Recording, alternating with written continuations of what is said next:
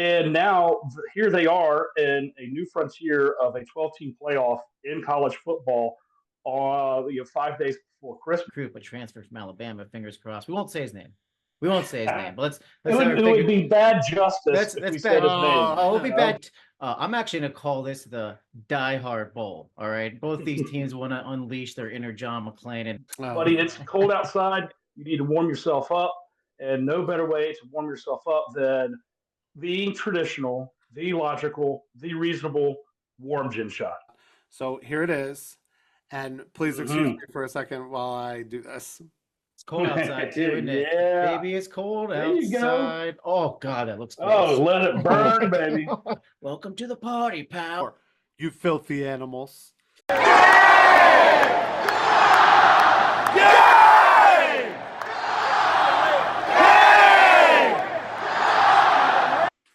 Hey there, football fans. Welcome to Alumni Game, the show where three Gamecocks dive into Carolina football, the SEC, the portal, bowl season, and everything that goes with it.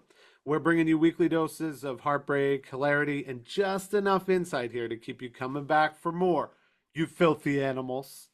I'm your host, Mike Ritchie, class of 06. With me are my co-hosts, Sam Niedermeyer, also class of 06, and John Buster Clarkson, class of 02. Just want to take a quick moment here and thank everybody who's been watching the show, who's seen us on YouTube, liking, subscribing, commenting. You guys are watching, so that's why we're doing it, and we really appreciate it. And especially around Christmas time, you can see us all dressed up. We're really happy to be here, and whatever you guys want to see, you let us know. To that end, I was going to do this later, but we are upgrading.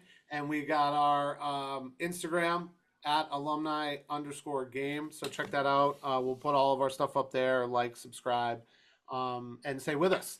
All right. So, all that schmoopy stuff out of the way.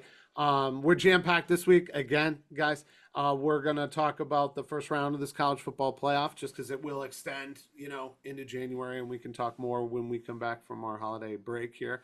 We'll unpack the Heisman. That happened over the weekend. Some awards to hand out to the Gamecocks as well. Some potential awards brewing there would be nice. We'll slide in the portal. Again, there's lots to talk about there. Coach's strategy, what's happening, and visits, and all kinds of fun stuff.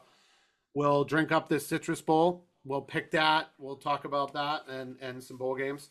And then we'll kind of cross over here to hoops, right? It's Christmas time.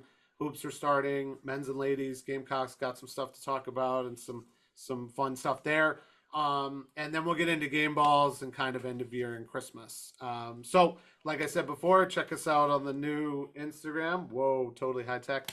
And like, subscribe, YouTube, Twitter, X. And, from there, settle in. Let's get started this week of Alumni. Go! Gamecocks!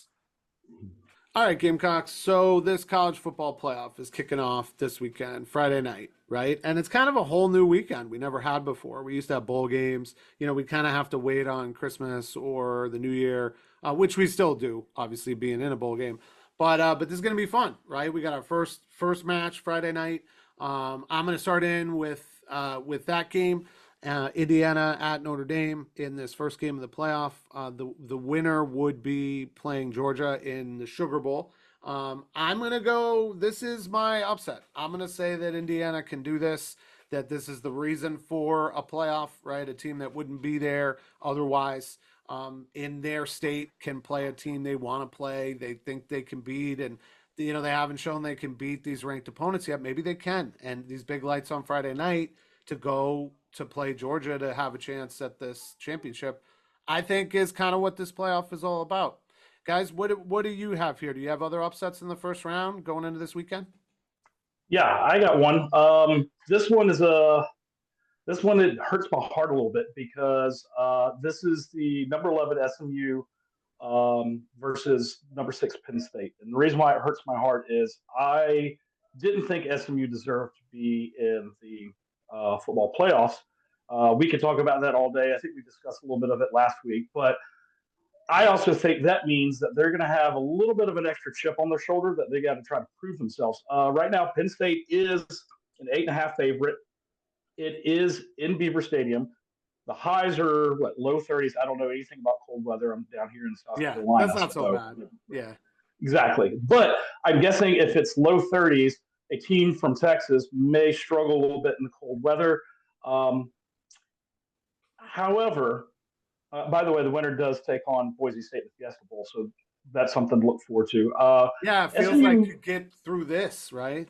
Yeah, I think this would be the tougher matchup between the two, but SMU does have a high-powered offense. They had shown it this year. Now, do we say that's against ACC competition, or do we say, hey, maybe they are pretty darn good? Like they get 40 points nearly every game, and I think James Franklin has struggled against ranked teams all time at Penn State. He's 13-27 against top 25 teams. He has shown that as the game gets bigger and the opponent gets tougher, he's not as good scheming up a game. So if I'm going to take an upset, I'm taking Penn State getting dogged by Southern Methodist University. Again, it kind of fits a little what I was saying there, Buster, that like these teams that normally wouldn't be able to be here are here, and maybe that levels them up a bit. You say like a chip on the shoulder. It's not really that because they're young guys and they don't have that yet, but just that they wouldn't be there otherwise, and that's a chance, and that's a chance you didn't have before.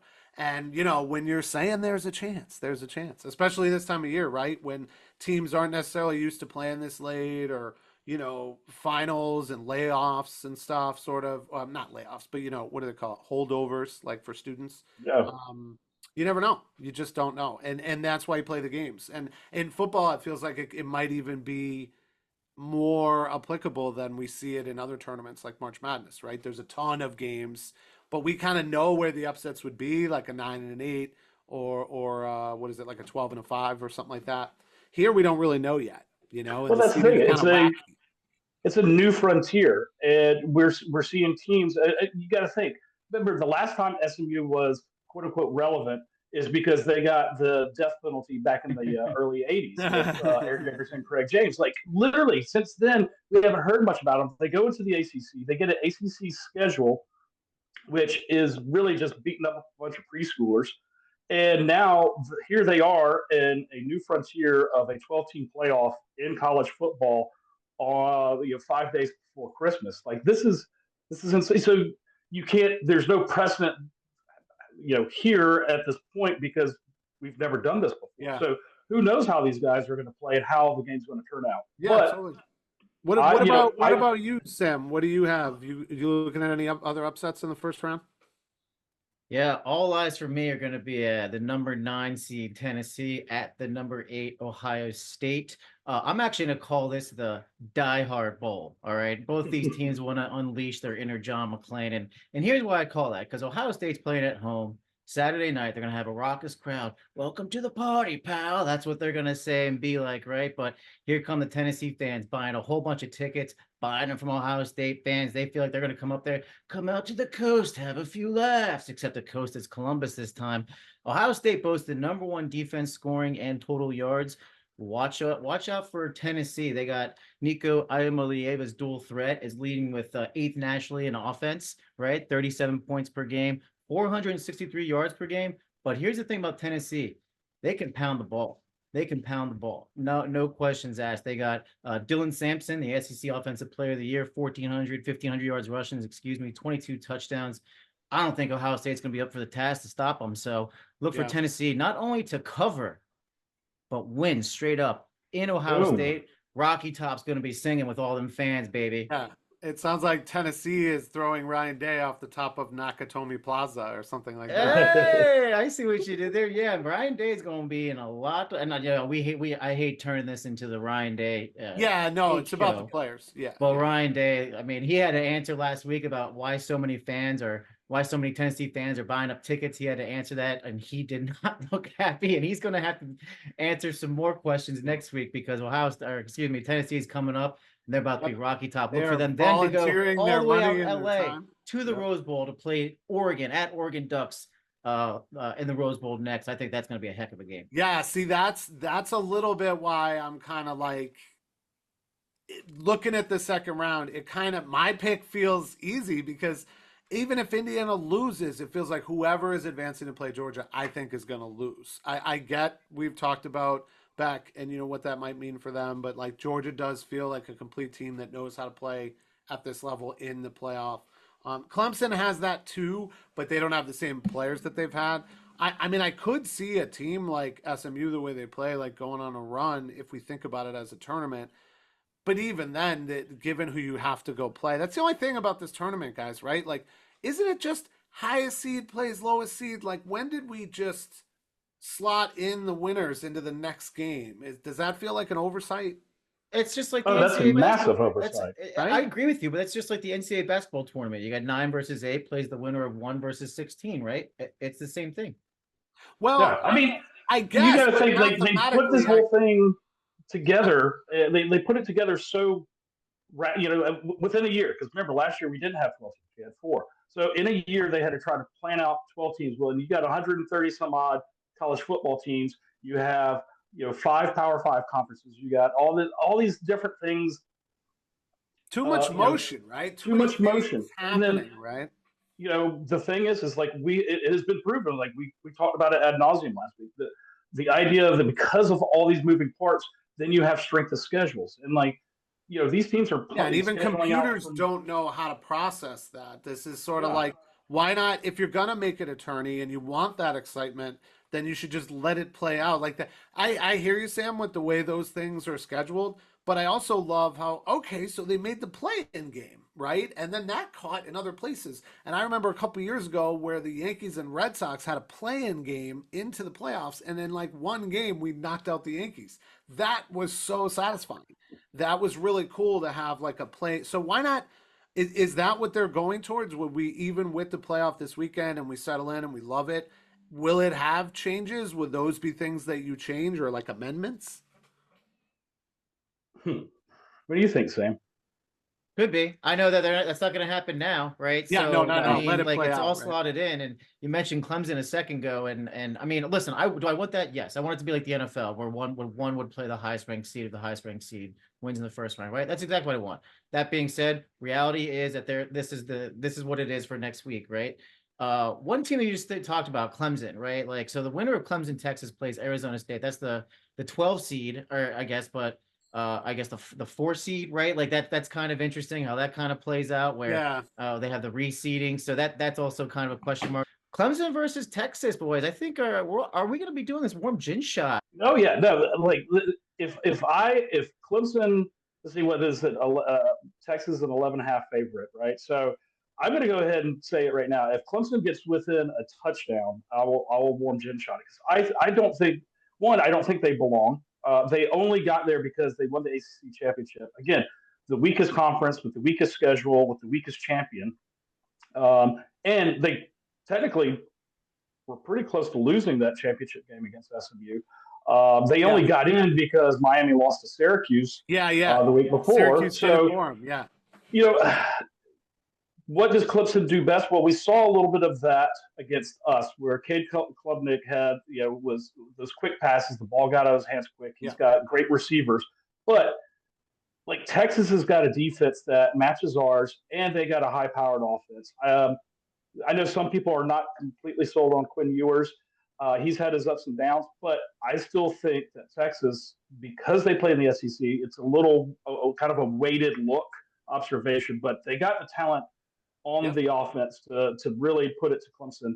And I can see Texas honestly running away by between 10 to 17 points, maybe even up by 21. So I could see the game getting away. I mean, it feels like with everything we've talked about with that game, it's going to happen early, right? Like it's some other Carolina games we talked about, like Wofford or even the beginning of this team, Old Dominion. Like if these teams can sting you in the first quarter with what they've coached and things they've planned, like a trick play here, or this here, or crazy coaches that will onside kick way early or stuff like that, or even just some scripted plays that are wild that take advantage of something that a coach saw. That would be a way, right? If this young Clemson team steps up real early, knowing that a lot of them are coming back next year, and they can really put a stamp on it now, because they're like some other teams we talked about, Indiana, SMU, where they may not have everything, they may not have the pedigree, but they're there, they're in the room, and all they got to do is strike, right? So look, I mean, I'm down for this group, Gin Shot. I think Texas has it. I think we all agree on that. So I think, hopefully we're not doing that on the next episode. But otherwise, we're pretty jazzed for this playoff, and we're kind of excited to see some upsets, maybe. Fun fact about this game: you mentioned Quinn Ewers, Buster. You mentioned Quinn Ewers. Did you know that him and Cade Klubnik faced off in a high school playoff game in 2021?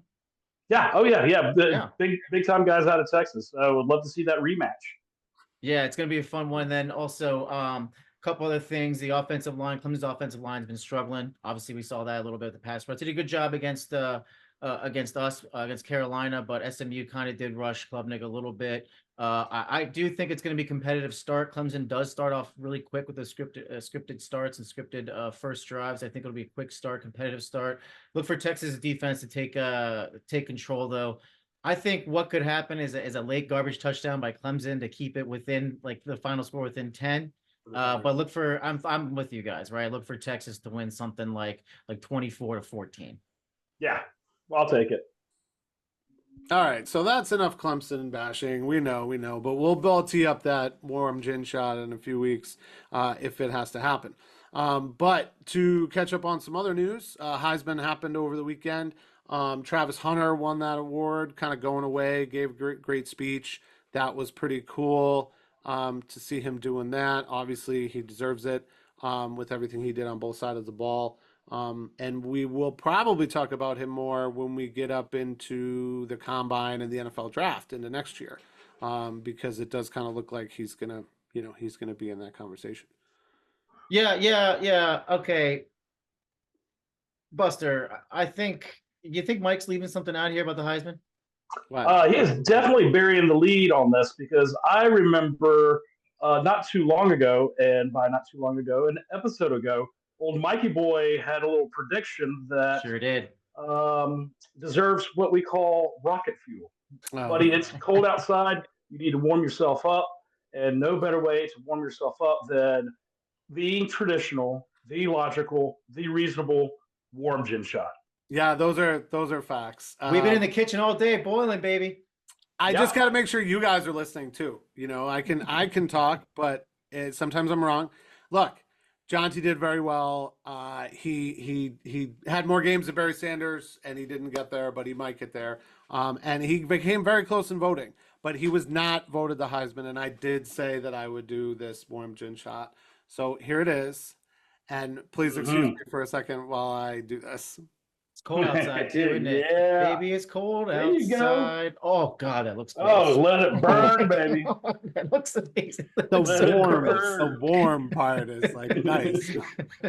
I mean, I get your point, Mike. Like Ashton Jeanty, like what he's done rushing this year was absolutely incredible. But the thing is, I mean, Travis Hunter was a two-way player, and he made plays on both. It wasn't like he was really good on offense and okay on defense, or vice versa. He played exceptional football on both sides of the ball, 130 snaps a game, doesn't look tired. Like, you got to go with that. And, like, speaking of which, when was the last time a running back won the Heisman? That was Derrick Henry, right? So, yeah, it's not going to happen unless you come from a brand name program. I think the way it went down was perfect. Did I want to say, Jeanty, did I want to think that a running back could do it? Yes. Running backs have been devalued. They're starting to earn that value back in the NFL and in college. Derrick Henry specifically. You can tell when you watch the Ravens play, they're specifically keeping him on the sidelines at certain points because they know what's coming and they want and need to win in the playoffs. But at the same time, yeah, totally. I mean, when you stack it up and you watch what he did, and I mean, he was sitting right there in the front row, but you got to give some of this to Deion. Like, he found Travis and he coached him to be exactly what Deion was, and maybe better. And we'll find out in terms of a pro way. But even just the way that he went, I mean, every part of the story is amazing to me. The way, he's not at an FCS team and Deion brings him to Colorado and they've done what they've done. The only piece that was missing for me in that room is that Shador was sitting over there and not with the other guys. That just doesn't make sense to me. And I just want them to get that right. Really, but I really mean- cool, really cool stuff too. Sorry, Mike, real quick, No. because you actually found this, so I wanted to share this. Smallest margin of victory for a Heisman, since 2009, which was, does anyone know? Another Alabama running back, Ingram. Mark Ingram. Mark Yeah. Ingram. Ironically, that was Alabama's first ever Heisman. I know that long storied franchise, Wow. but really Yeah. cool stuff that, we talk about That running is backs cool. not winning it. Smallest margin of victory Yeah, since I feel 2009. like Jeanty can take that as a feather in his cap, right? Like they talk about putting respect on it. Like that feels like the most respect they could give him while still obligatory giving the award to the person who deserves the award. I mean, there's no way about it. If you didn't like Sam, I remember when we went back to Carolina a couple years ago now in that Florida game, we stayed up late at the bar watching Colorado in overtime, and we were talking so much about Deion. Now we're seeing Deion's effect, and it's here right away. Heisman, and maybe the number 1 pick overall, and maybe a number 5 or something pick overall with his son. It's crazy, but that effect is still rippling, right? I don't know if you guys saw this other news. This a little random non sequitur I saw. Mike Vick getting a job as a head coach. At Norfolk and State. they're like immediately like, look at the Deion effect. It's here. Same thing, Yeah. Belichick, like that's a little different, but just names, marquee names, coaching college. That feels like Deion, right? To be honest with you, though, the thing that I like the most is, I played defense back way back in the day when I was far less fat. But I was a defense guy. I love playing defense. I love laying the wood. I love using my hit stick. Like, it's nice to have someone that has that's playing defense win the Heisman. I mean, the last time was Charles Woodson, right? Oh, And, okay. I see what you're saying. the thing is to me, it's just like you should definitely be awarded, that level of award. The Heisman being the elite of the elite.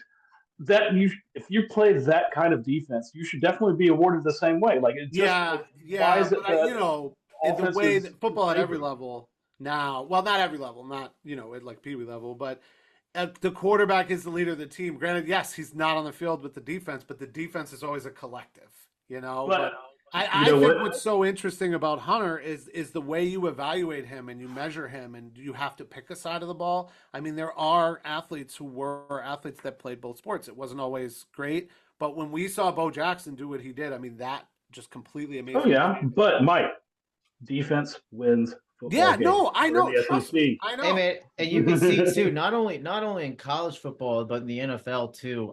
You're starting to see a swing of total points per game and total yardage coming back down. So we saw like a bunch of pure pocket passers in the late 2010s with Drew Brees, Matt Stafford, Tom Brady, right? Ben Roethlisberger. These guys were throwing 5,000 yards a game.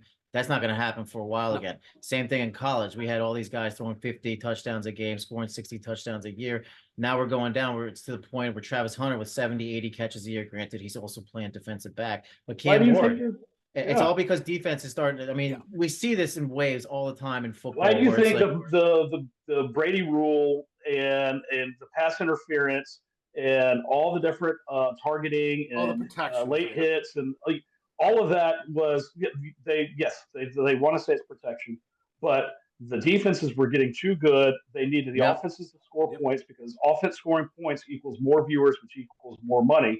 So if that's the case, that the overall theme is that the defense is starting to be more pronounced in football, both college and NFL. And I think if that's the case, I think corner is so valuable nowadays. Right? And that's why I'm happy for someone that plays defense to win the Heisman. And shout out to Jadeveon. I think if the hit happened before the Heisman Trophy ceremony, I think he would have been a shoo-in. We'll get to that.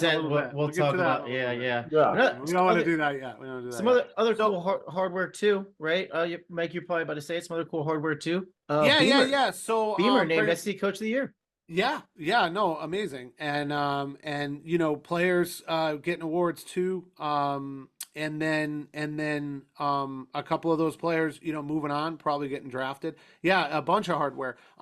Now I thought he was Sam. Was that newer news, or was he he was SEC coach, but what about overall coach? When are they going to do Yeah, that? he's also a finalist for the Bobby Dodd Yeah, Coach of the Bobby Year, Dodd. which is for the nation, which is super awesome. And then Buster, we got a couple guys. Speaking of defense, you love these guys on defense. Couple guys, AP All Americans, right? Oh yeah. So my guy is my boy from right here in Columbia, South Carolina, from Irmo High School.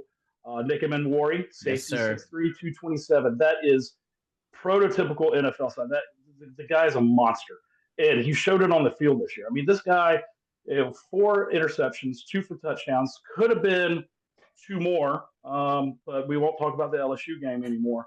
Right.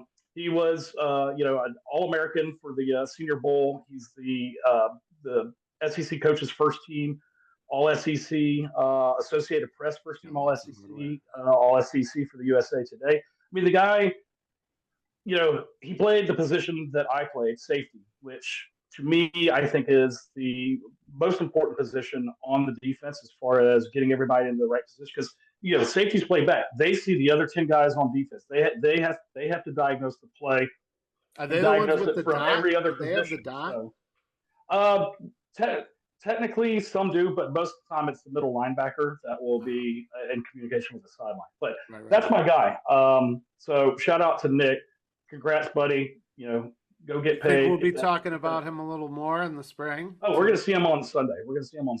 Yeah. So, Hey, Buster, let me ask you a question. Do you think there's more, maybe at the college level or high school level, do you think there's more defensive captains that are linebackers or safeties? The general, I guess, theme was always the middle linebacker. Like, the middle linebacker was that general. And you think of like your Brian Urlachers and stuff like that. They were, Ray Lewis. Like, I mean, we could go on and on. But to me, I think the safety has to diagnose more because the middle linebacker, think about this. The middle linebacker, who he has in front of him is the defensive line. So he's got to make sure the defensive line is doing what they're doing so that he knows to whether, drop back in coverage, play the gas on a run play. The safety has to make sure his guys are in coverage properly, the corners. He's got to make sure the linebackers are in their spots. And then he's also reading what the defense line is doing, how the offensive line is pushing. Then he can diagnose whether it's going to be a run to step up in the zone or a pass if he needs to go to one side of the field or the other, help out in coverage. Do you think situationally too, he's a little more football aware, like down, distance, time, before half, before the end? Like, I mean, and again, this is completely unbiased. This is reasonable. This is logical because I may have played the position before, but I'm coming strictly from a football knowledge standpoint. That the safety position is one of the most important position on defense and one of the most important positions on the field. And that's why Nick Emmanwori, not to say that his size, 6'3", 227, is just phenomenal and a monster, but his IQ and his football knowledge is going to help propel him to be. I would love it to see a first-round draft pick, but he's going very high. He's going to get paid very handsomely, and we're going to see him on Sundays. That's cool. He's got the size that reminds me a little bit of Devontae Holloman, kind of a little bit like that. Hey, Mike, how about that? We're learning on this show, on this program. We're learning. Buster's not only our insider that's getting all the deep in-sources about the next offensive coordinator, he's making us smarter. Yeah, no, this is cool. I would not know that. I would just assume it was the middle linebacker just because that's what everybody says. And nowadays, given what we were talking about a vertical game and these other things, to me, those corners seem very, very important. That seems to be, for me anyways, because that's a way to quickly wreck the game if a corner doesn't cover or is drawing or incurring penalties and stuff like that. It's kind of the way games flip nowadays, Yeah, speaking of that size, same size as Sean Taylor. Sean Taylor, when he played in the NFL, one of the greatest safeties to ever play the game, 6'2", 230. So, again, no comparison, obviously. There's no comparison. Similarities. Yeah, I bet NFL scouts love that size. I bet they love that size. You know what else NFL scouts love, Mike and Buster? They love really good defensive pass rushers, and we got another one there, don't we, Mike? Yeah, top one.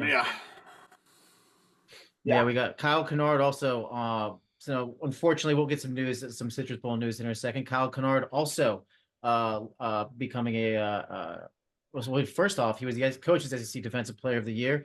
Also, first team All-American, 13.5 sacks, excuse me, 11 and a half sacks, 15 and a half tackles for loss. Second in school history behind the clown, Mr. Jadeveon Clowney himself. Did win also the Bronco Nagurski Trophy winner, the SEC Defensive Player of the Year. Any thoughts on Kenard before we kind of move on to the next segment? Just congrats to him.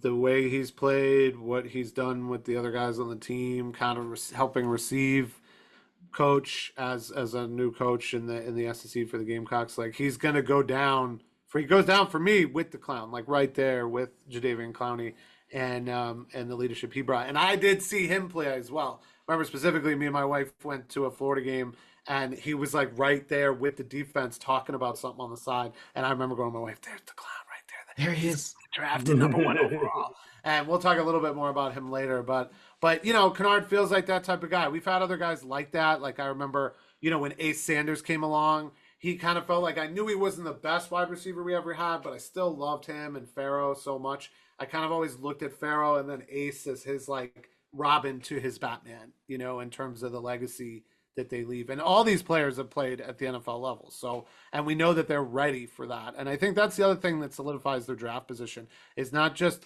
how they played and their stats, but where they played. And we talk about it, the culture here, but the culture which they played, that's something Alabama's had.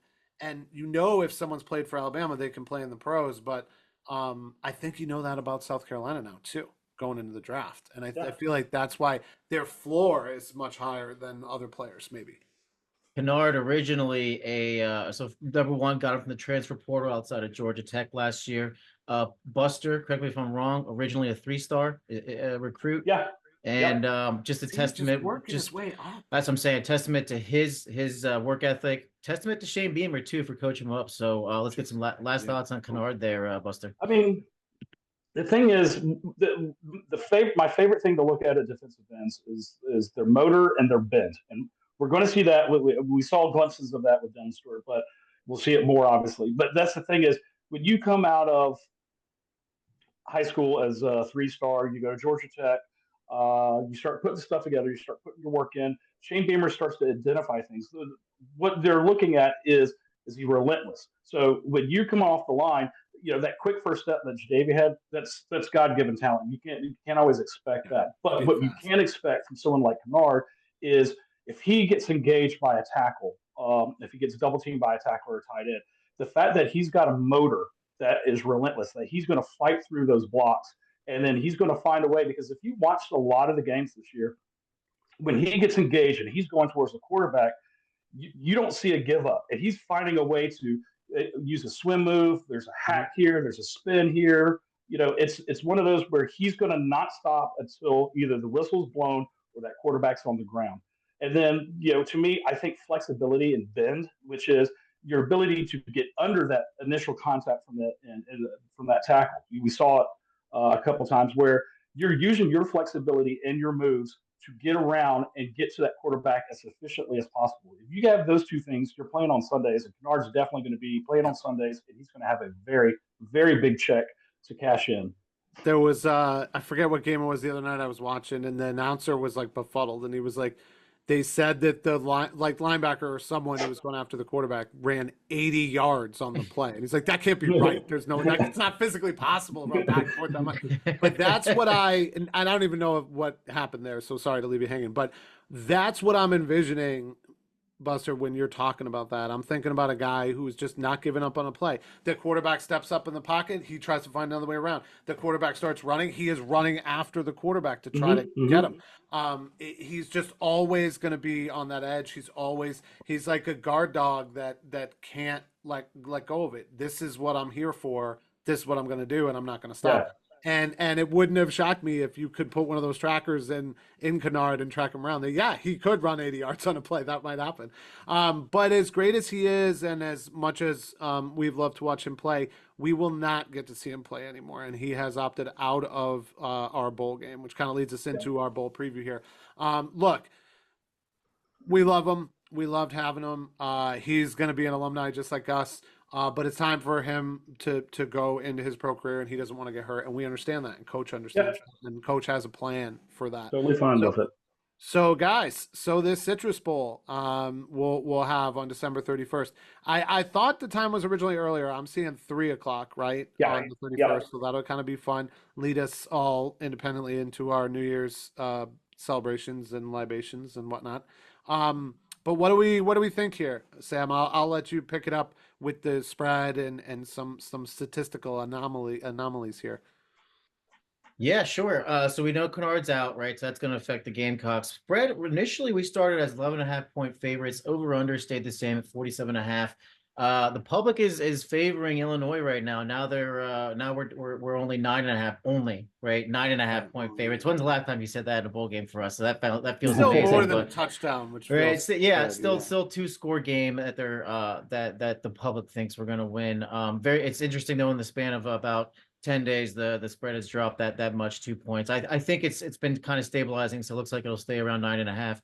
Kenard's out, as we said, so obviously Illinois is going to have maybe a little bit of an easier time. That being said, on offense, you would think. However, they got a stud player also that's opting out. Illinois wide receiver Pat Bryant. He had 10 touchdowns, almost 1,000 yards, easily their top offensive threat. So when people say that we're going to have to potentially replace that pass rushing ability, maybe not. If you don't have the wide receivers to throw to, maybe that does give that does give the defenders like Dylan Stute on the other side. I do expect TJ Sanders to play as well, to go in and kind of give force a little bit more on the defensive side of the ball. Yeah. So I don't know. What do you guys think? Is it a bigger which is the bigger loss? But that kind of jumps out. I didn't know that, Sam, and point that out was kind of big, because I think a couple things you said there. All right, they're missing that wide receiver. Yes, totally. Another guy's got to step up, and that's the main target. And so they're a ground team now. Okay, well, that bodes well for us. But then secondly, that you said he was almost 1,000 yards and he's opting out of the bowl game. So that kind of tells me coach and team wasn't that motivated to get him to 1,000 yards. And he is opting out. And I don't know, but having almost 1,000 yards at Illinois, does that really qualify him to go high in the draft? I think it's more of a, right, like a percentage wise. He accounts for about 50% of or 48% of the offense, something like that. So certainly over 50% of the passing game. Illinois is not necessarily a team that throws a lot, so you got to factor in that. Okay, like he has almost 1,000 yards. He's more of a bigger body, more of a kind of a physical specimen. Yeah, but I just feel like the NFL scouts do like him. Yeah, you know what? But I think NFL scouts love him. He's probably going to draft it second round that we're guessing. So. Yeah, second round is high enough. That answers my question right there. I mean, for me, if you're like 5th round or below, I would probably play. I could improve my value more than I could at the Combine or a Senior Bowl. I mean, some guys are going to opt into the Senior Bowl to improve their stock. Their draft stock, could get injured there, right? So I mean, I'm trying to parse that out a little, but I think it's a huge node, and it's something I'm going to look for in the game.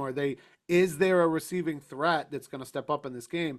And if there is, can we target that? If we could take the big play out of this game, we have the big play, and we are the only ones with the big play, and that gives me a lot of confidence. Yeah, especially with Jared Brown expected to return. Buster, go ahead.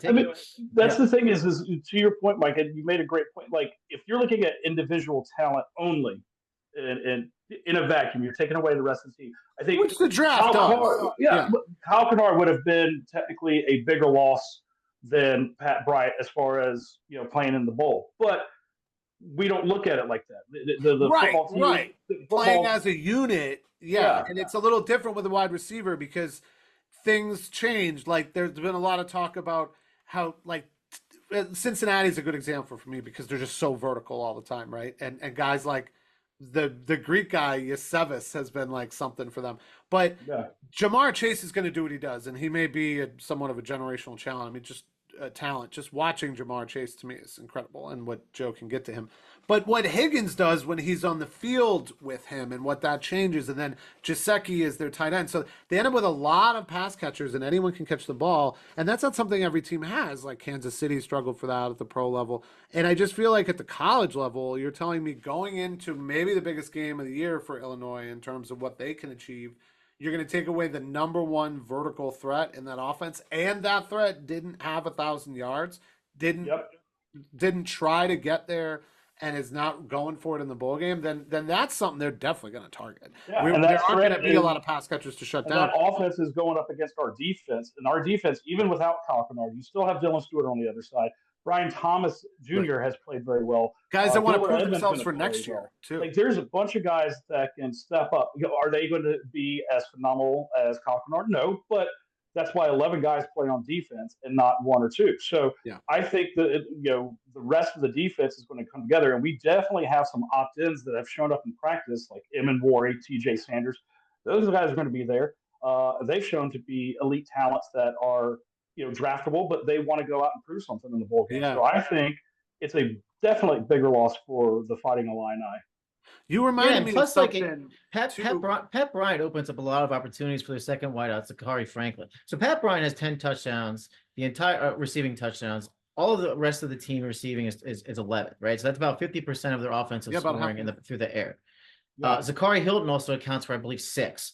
But he had almost as many targets. Now, you take away Pat Bryant there, now all of a sudden, Zachary Franklin, quite frankly, is their only realistic receiver to talk. Now he looks like he's a lot more vulnerable. I just think it's a huge. Well, you also, to Buster's point, it's a much bigger loss for Illinois. Yeah, and it's not just as simple as taking him away. Receivers are used to playing in certain, X, Y, Z slot. Like if you're a slot receiver and you're being asked, okay, the big play threat over there is not here today, so you slot receiver, you got to go over there and do that all day.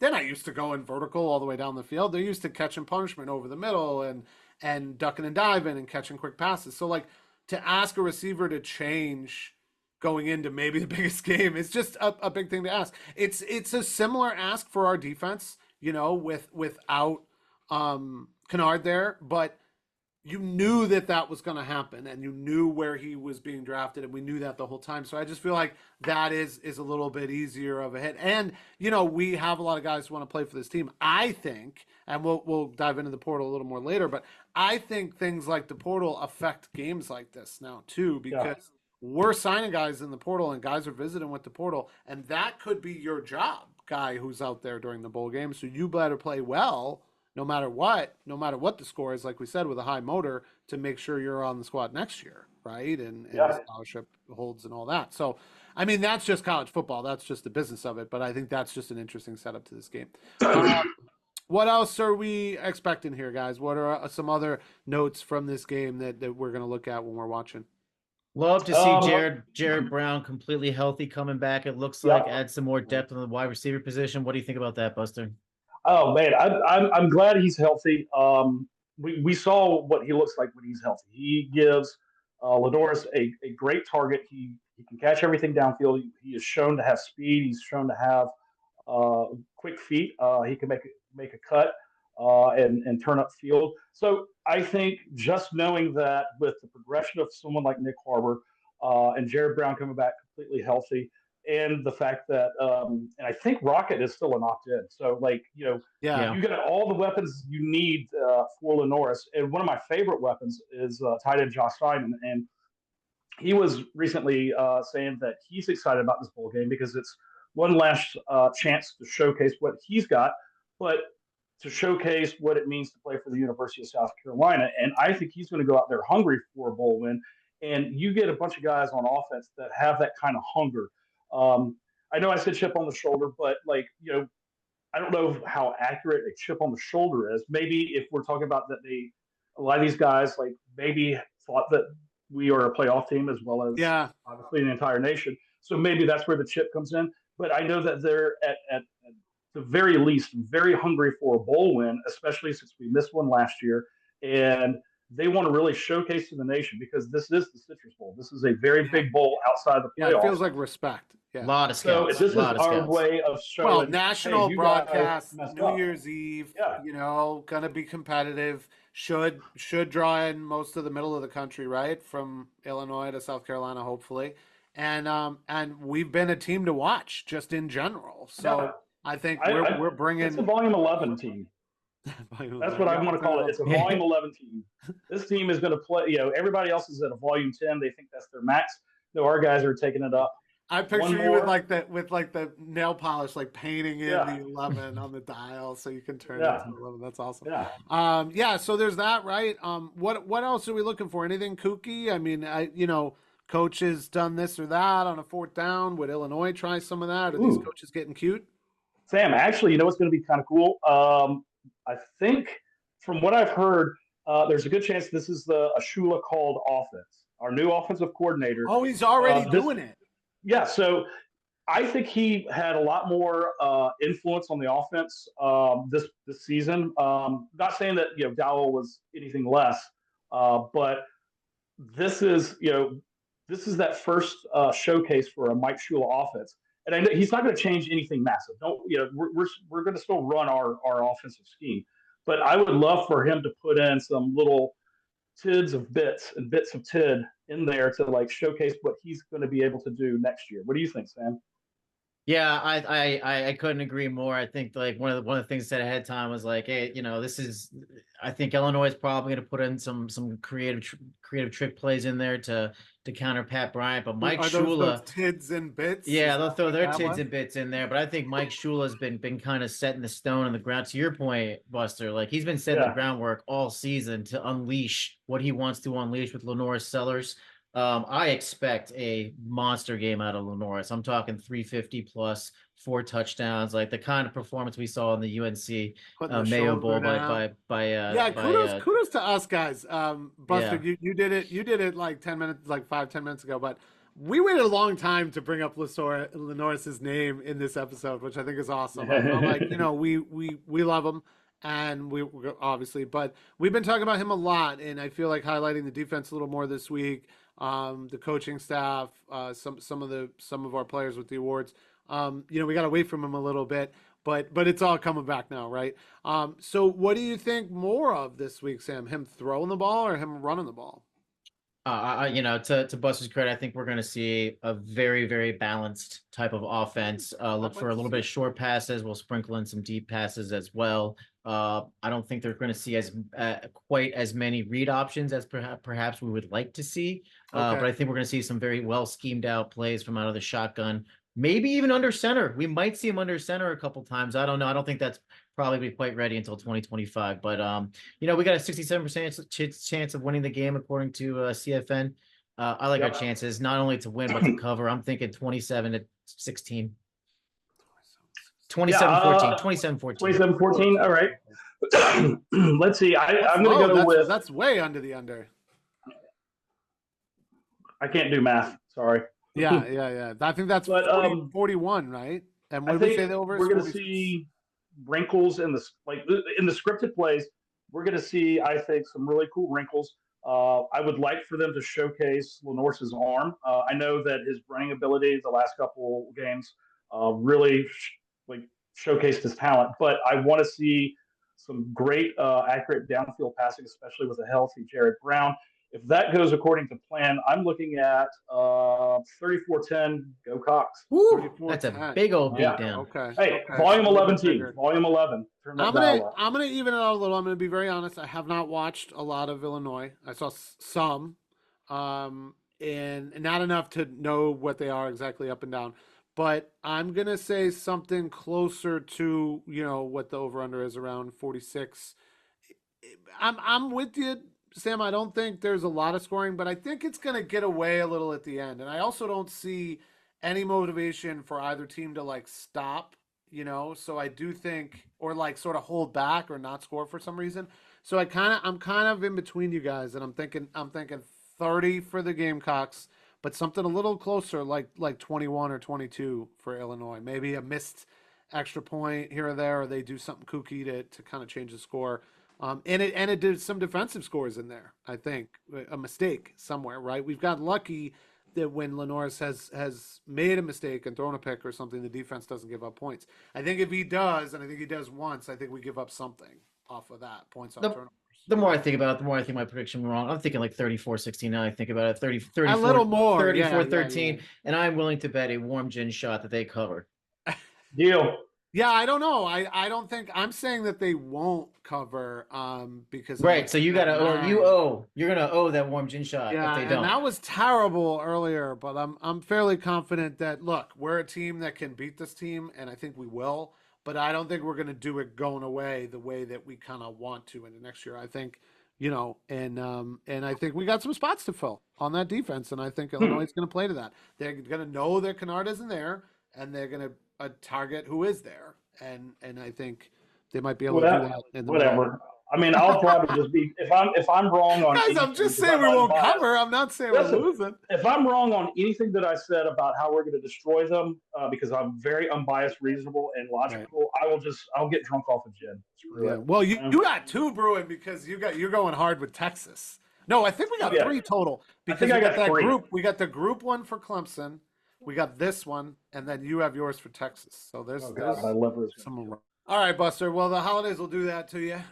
We got to be moseying on here, and we're going to dip into the portal again. So there are rules here. It gets a little technical with this stuff. We brought in our consultant here, Samuel N., portal expert with all the rules and notes. Is gonna let us know here. Well, I appreciate you calling me the portal expert. I know that we've got some studs in the portal. We are crushing it right now. Some 5 guys we're going to talk about shortly. But I was curious, we talk about Kenard. He's obviously opting out. We brought in one stud defensive end, I believe from Missouri. But Buster, is it possible that this star defensive end that you're about to talk about, could he play? Can transfers play if they can they opt into this bowl game? Can we see him as early as December 31st? Sadly, no, buddy. Sadly, no. I'm sorry to let you down. Sorry for the disappointment. But our guy, Jaylen Brown from Mizzou, 6'5", 265, phenomenal 4-star athlete. I think he can practice with the team. I'm not entirely sure how it works with transfers, especially with how the portal has changed and evolved the last couple of years. But I know he can't play with the team because he has to enroll as a student before he starts playing, actual football games. And you can't enroll until January at the start of the spring semester because right now we're on holiday break. So he may be able to practice, but I know he will not be able to play in the bowl game. So we're going to have to wait till 2025 to see this guy suit up for the Gamecocks. That still seems complex, though, Buster, because there are graduate transfers, right? Like Robbie Ashford is graduating from South Carolina and hitting the portal.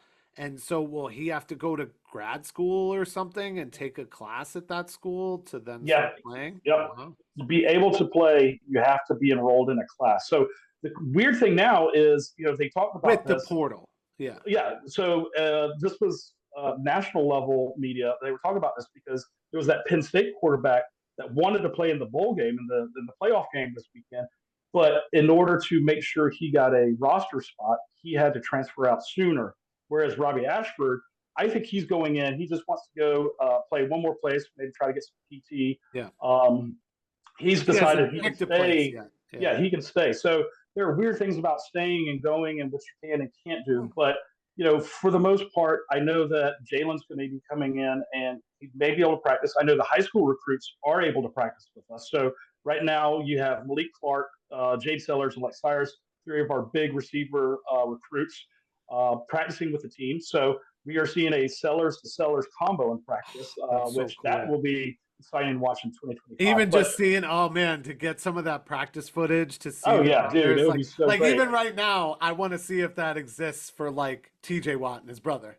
Can we see them play at that level? You're just building something so special that really is about family and football. It's pretty incredible. If they're able to practice like that, that's pretty awesome. But beyond those recruits, there are the other portal guys. We got some big gets, man. Tell me about some of these guys that we picked up. How Beamer's winning the portal yet again. Well, Santa and John McClain Claus have come early this year, boys, because they have delivered us some stud boys that can play in the trenches. And Buster, what does it take to win in the SEC? Defense. And you got to win where?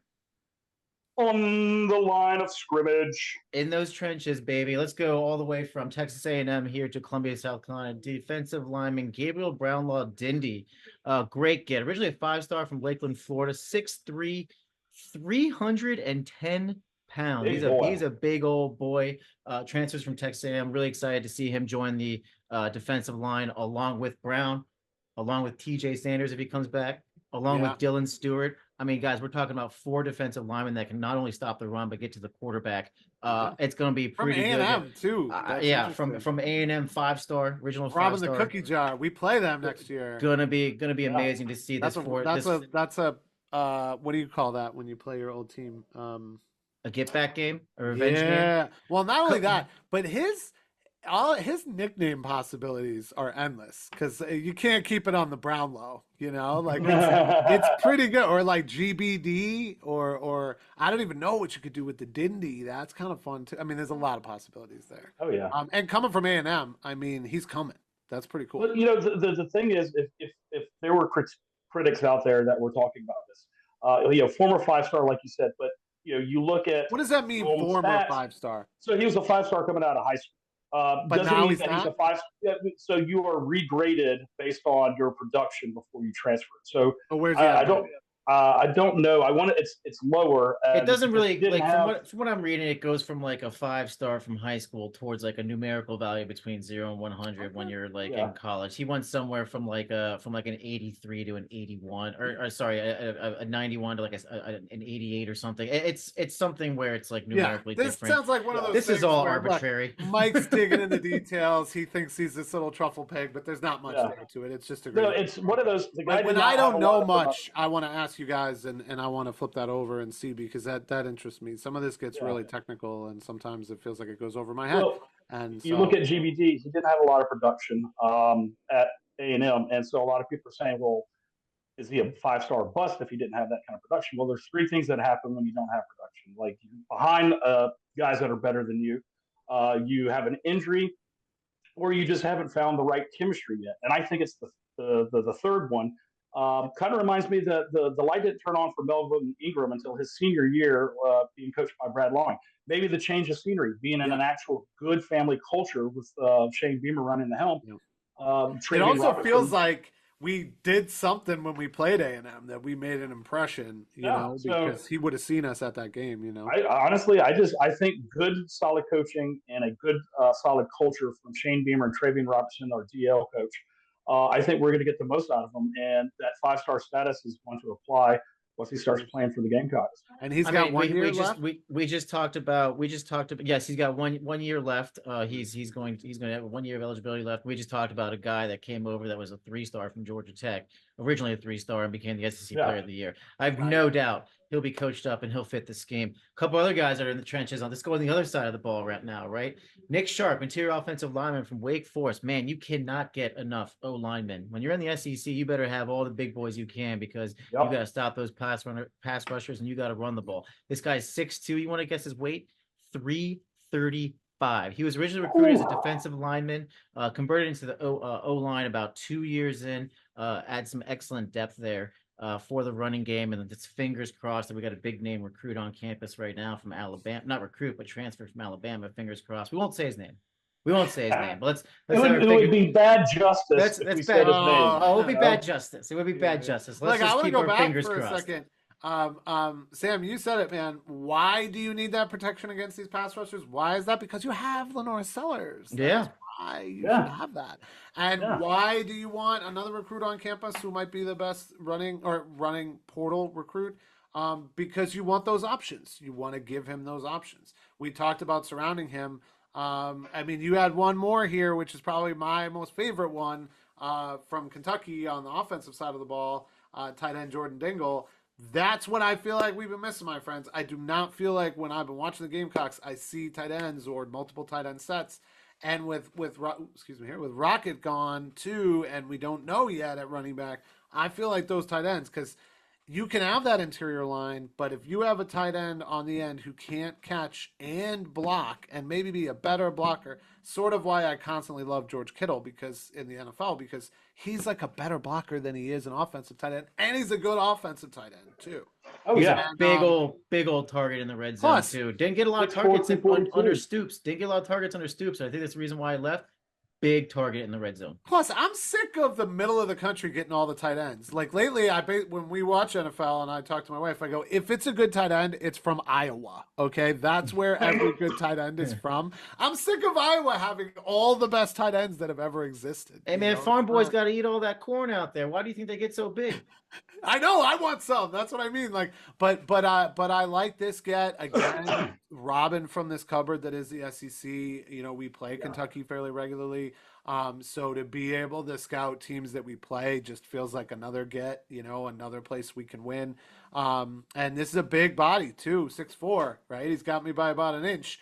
Not like that other guy. Jesus Christ, 335. He could eat me for breakfast. That's a road grader right there. That guy, Jesus Christ. He's paving a path for the running back. That kind of size right there. No, we're losing Dimitri. Another guy too that we were like, we're losing Demetrius Knight, but Buster, we just signed someone we talked about last week. Give me a hit on the SWAC co-defensive player of the year. Man. Give me some more on it, man. So Andruw Jones, baby.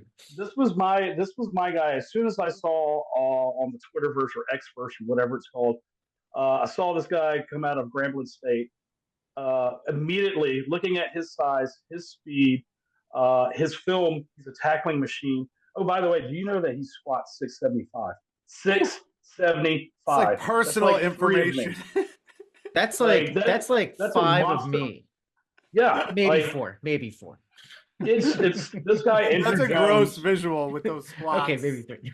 I'm very excited. Like, this was my favorite because the linebacker play this year was so good, coming from Demetrius Knight and Bam Martin Scott and Debo Williams, and we're losing, Debo and Demetrius Knight due to graduation. You know, they're out eligible. Nothing bad. So having him come in with veteran experience, and then you pair him up with a young, talented, rising sophomore, J.R. Johnson, Fred J.R. Johnson, who in the time that he appeared on the field this year was absolutely outstanding. Had great vision, great speed, great strength, was able to secure the tackle. So that you're going to have two talent-heavy linebackers and one that's got great veteran experience to help guide the young guy along.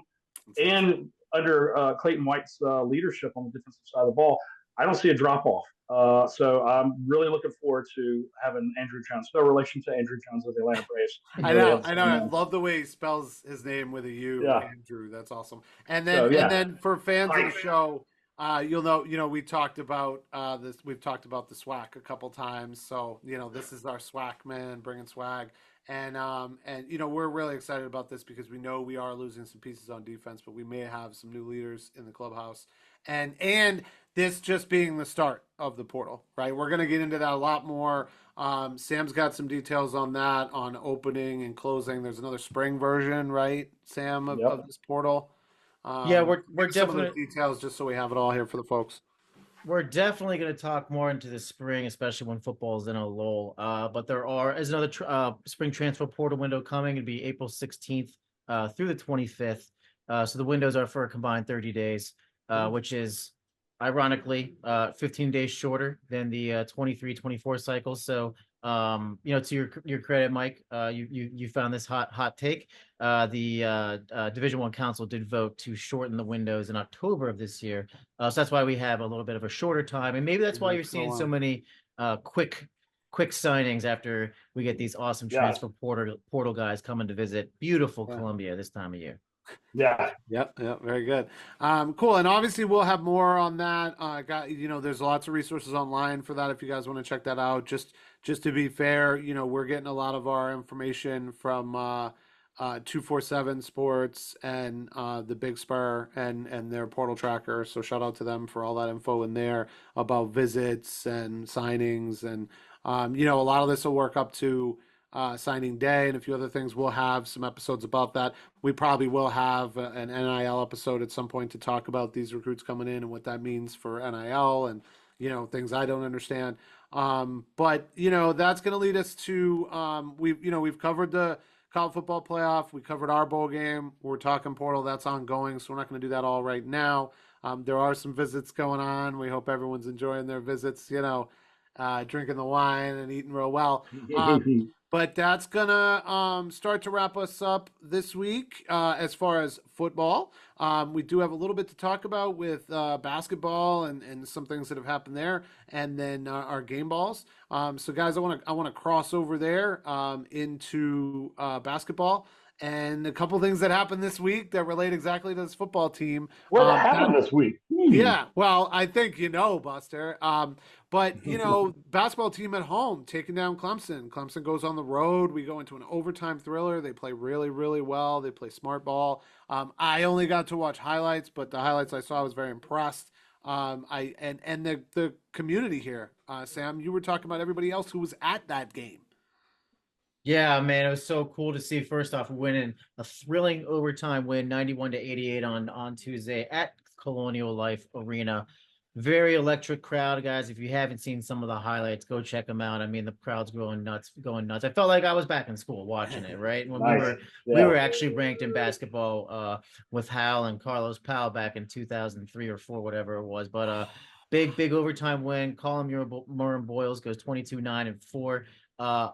Mike, the electricity of the crowd, the electricity of the community. You saw Lenora Sellers there. You saw a bunch of Gamecock football players there. Shane Beamer dapped up and gave a huge hug to Lamont Paris.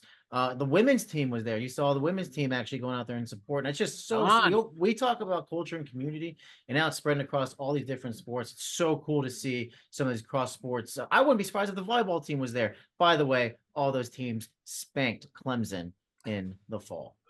Sweet. Oh, yeah. Yeah. Yeah, no, they were pumping that volleyball tournament was big on SEC Network. They had a lot of coverage of that. I guess that's kind of the time of year for that. I don't. My wife used to play volleyball, but I don't really follow it quite as much. But shout out to them. Yeah, no, it's been great. I mean, when you think about I remember going to a basketball game once, and Carolina was playing Florida, and 3 seats in front of me with his family was Steve Spurrier. Right. And he was there because he lived there and he was coaching us. And yeah, of course he wants to see South Carolina, Florida. And I got to meet the old ball coach at a basketball game. And I thought that was so cool. Thinking about this, all 3 of our coaches are right there. Football, men's basketball, women's basketball. They're all getting it done, beating our rival. They're all making strides in the overall program. And they're probably, embracing our new AD, who I would guess is probably at that game too, because he manages all of them. So It's pretty cool to see that everyone's together and what they're doing, and it's an entire university of sport. That makes you really feel good. And yeah, it does make you feel like you're there, right back there, because we had some of that when we were in school too. Yeah, for the basketball team, Buster, what are you thinking? Yeah. Well, I think what kind of gets lost in the idea that we just beat our rival is the fact that Clemson was a top 25 team. So that is a they were win. Yeah. So that helps us, obviously in the future, we'll talk about this more once conference play starts and we start looking at basketball and tourney stuff like that. But having a tier 1 win over your rival and a ranked opponent early, ranked opponent, tier 1 win, it's against your rival. What a way to close out the fall semester in 2024. So, that's what I'm excited about. And, looking at the game, and Sam, you'll talk about this, about, the free throws. Yeah. Should we have won that game in regulation if we hit our free throws? Of course. Shouldn't have ever got to overtime. Nice, yeah. Completely understandable. But, the thing is, we're starting to see the team come alive. I saw Nick Pringle that looked more engaged, more dominant down low. Colin Murray Boyles is going to do his thing. He's an NBA player, right now. He's a men amongst boys. There was 14 NBA scouts at this game. So obviously nice. He's showing off. But I liked what I saw from all the other guys. Jacoby Wright was playing well. Mars Ugasuk was playing well. And the more they start playing well and playing together and starting to get feel for each other, that chemistry is going to improve. And what Lamont Harris wants done with his basketball team and the identity they play with, the scheme they play with, is really going to come together. And by the time we get to SEC play, we're going to see a better and a stronger team. Yeah, and that's not going to be any joke. There's been a lot of volatility at the top, and I think we're already down to only 4 undefeateds in the country, and I think Florida's one of them. So, well, that's the thing, is the SEC slate is going to be tough. I think Lenardi had 13 teams from the SEC projected to make the tournament. 13 teams. So obviously we're no longer just a football conference. conference. We're a basketball conference. So Yeah. we are going up against a very tough schedule. But I mean, again, seeing what we saw against Clemson the other night, knowing that we can only improve from that point on, and seeing the players improve individually, but then as a team as a whole, like I think we're going to be prepared for very well prepared for the SEC slate. Yeah, yeah, and Buster's talking a lot there, and we'll see because we really don't know with the men's. What we do know is the ladies, and we know where they're at. They do not still have that streak, right? They lost one. I think that's good for them to get that out of their system, and they played a very good UCLA team. But they get into conference play in the new year shortly after our bowl game, and they got a good stretch there. So look, I'm obviously going to watch both, but I'm going to say, we will see with the men, but with the ladies, sky's the limit. This team already, I mean, very much different team, like we've said already, without Cardoza and the what Don Staley has in the cupboard, but she seems to find it every year. And a couple players that have been on this team for a few years are playing really well already. So that's great to see. Yeah, no, I'm liking what Don has. Like the talent, elite. Joyce Edwards is a true freshman, but she's elite. The key is Ashton Watkins, Sam. I once she gets going, and I get she started out slow. She did have to go through a little suspension there. That was kind of tough. But man, once she gets going and is 100%, like she is the key for a very dynamic offense and a very aggressive defense. Yeah. And that seems like it's grown a bit out of Cardoza going to the league and needing to reinvent there under the middle. I mean, she was just such a force. Looking forward to watching them play when they get in there. And then one other quick note just before we move away from basketball here. Just a news story that I saw. It's kind of interesting. We talked about the college football playoff and what it's become and what it could become. The NCAA is still thinking of tinkering with March Madness and going to 72 or 76. So I don't know that at any point any tournament is safe from anything. But I guess for now I'll say, give me more. I said I like the playing games. I kind of like the way it is, but I'm open to change. If that's what they're going to do, they're going to make money. Fighting to change is not going to help anybody, right? Is it a cash grab, or are they just like, hey, we're going to be more fair to other teams? I think it's a cash grab, but that's just me. Yeah, it seems wild to me that in football we look. I mean, there's a lot of teams, right? But we really only look at the top 25. In basketball, you kind of only look at the top 25 too, but then all of a sudden when the tournament comes, you're going to look at the top 75 teams. Yeah. That's 75th team. Like, I don't know. I don't know. That feels like a little watered down maybe. But either way, guys, finishing up with basketball here. Couple notes on the basketball teams real quick. Two notes of concern, two hot stats here real quick. Number one from the men's team. Little concerned about free throws. Right now, they shot 70% from the field, and they've missed two big ones at the end against Clemson in regulation, one in overtime, which is great, but they're shooting 67% from the charity stripe this season. We need Santa Claus to come bring us some free throws. And then from the women's side, Tessa Johnson, she's averaging only about 9 points a game, but she's shooting 48%. From the field. Excellent numbers right there. I think she's number 3 in terms of field goal percentage, only averaging 20 minutes a game. Let's see those minutes go up, Don. We know what you're doing, but we love Tessa here. Come on, let's get her like 25 a game. See, I'm ready to go check out for the holidays, and Sam's bringing the hard stats and being that contrarian and saying where they can work harder. Because you're right. Yeah, get John some McClain doesn't there. sleep. I don't sleep. Get some chemistry. Don't sleep on them either. But thank you for that, Sam. Always looking for ways to work and get better and looking at areas that the team can improve. That's what it's all about in any of the Gamecock sports we're talking about. And then that's going to take us to our game balls, guys. Buster, you wanted to start with yours here. So I am going to remove my festive hat, and normally we do game balls, but now that it is getting closer to basketball season, I'm going to do a headband of the week. Man, I look like I have never played basketball. You know what I look like? I look like Philip Seymour Hoffman's character in Along Came Polly. Raindrops. Let it rain. Yeah, maybe. I was thinking actually, what's his name? Luke in Royal Tenenbaums. He's like, yeah. With Luke Olson. So my headband of the week goes to Myles Stute from our men's basketball team. In that win over Clemson, he hadn't been shooting great at the start of the season, but that game he came in clutch. I think he was shooting 29% from three before that game.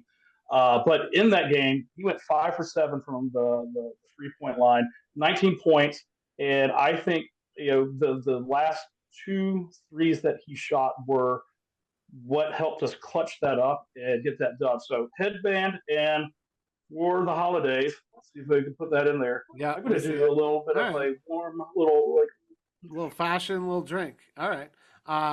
Well, I was going to for my delicious. game ball. Very nice. For my game ball, I was just going to shout out to all the graduates. We get a bunch of players on South Carolina that are graduating. 21 Gamecock athletes overall earning their degree. We are alumni. We want to salute you guys now as alumni. Some of those are going to be transfers, like Robbie Ashford, who might play somewhere else, but got their degree at South Carolina, much like we did. So we want to salute that. And stay in school, kids, and listen to your parents and all that other stuff. But going into the holidays, everybody got to be good. So Santa will come. Well, you get good grades, and you graduate. Well, that means you get Christmas, I guess. So that was going to be my game ball. What about you, Sam? Congratulations to all graduates. I think we had Mike, about 21 or so. You said, was it 22? Yeah, in a bunch of different sports too. Football. Both soccer, cross country, swimming, beach volleyball, which sounds like fun. So a lot of NCAA athletes getting their degree. Congratulations. Hey, maybe we can get them on the Alumni Game podcast one of these days as well. Yeah. My game ball, again, going to go across the pond to the FC Forest Green Rovers. Harvey Bunk with a beautiful game winner. Excellent crossing pass, sliding goal right into the back of the net for the 1-0 win against Boston. Way to keep up the momentum, Forest Green Rovers. Love it. As you head into the holidays, you are right where you need to be promoted into the from the National League. Kids, we got Christmas Eve coming up. Don't forget to leave a pack of cigarettes, duct tape, and some socks and shoes in the air ducts for Mr. John McClane when he visits you. All right, everybody. So that's gonna be our episode for this week. Thanks again for joining us. Kind of end of year Christmas episode here. We'll be back in a couple of weeks after the holidays to bring you more Gamecock news from around the SEC. Don't forget to like, subscribe, follow, comment. Let us know what you want to see. Check out our new Instagram when I move my fat fingers. Thank you again to these guys. Merry Christmas to all, and to all a good night. That's another episode of Alumni Game Cox. Nice. Game.